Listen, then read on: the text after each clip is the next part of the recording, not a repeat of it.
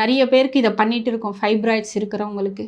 So இது வந்துட்டு தீர்க்க முடியாதுன்னு சொல்லிட்டு சர்ஜரியில் வந்து பண்ணுறாங்க. எப்போன்னு பார்த்தீங்கன்னா அது ஒரு சைஸ் அதிகமாக போகும் பொழுது அதை வந்து எடுத்துருவாங்க. ஸோ அது வந்து ஓகே. பட் வந்தாலும் மறுபடியும் வருது. அப்போ நம்ம என்ன பண்ணணும் அப்படின்னா, நீங்கள் அந்த மெடிசன் எடுத்துகிட்டு இருந்தாலும் சரி, நீங்கள் வந்துட்டு இல்லை சர்ஜரி முடிச்சிருந்தாலும் நீங்கள் வந்துட்டு அக்குபங்க்சர் எடுத்துக்கோங்க ட்ரீட்மெண்ட். ஸோ தட் அது மறுபடியும் வராமல் அக்குபங்க்சர் பண்ணும், கண்டிப்பாக பண்ணும், 100% பண்ணும். அதனால் ஃபைப்ராய்ட் ப்ராப்ளம் இருக்கவங்க கண்டிப்பாக வருத்தப்பட தேவையில்லை. அதனால் நீங்கள் வந்து அது சைஸ் மட்டும் நீங்கள் செக் பண்ணணும். கண்டிப்பாக ஸ்கேனில் தெரியும் இந்த சைஸில் இருக்குது உங்களுக்கு இந்த கட்டின்னு சொல்லுவாங்க. அது தெரிஞ்சுட்டு அதுக்கேற்ற மாதிரி நம்ம ட்ரீட்மெண்ட் கொடுக்க அக்குபங்க்சர் தயாராக இருக்குது.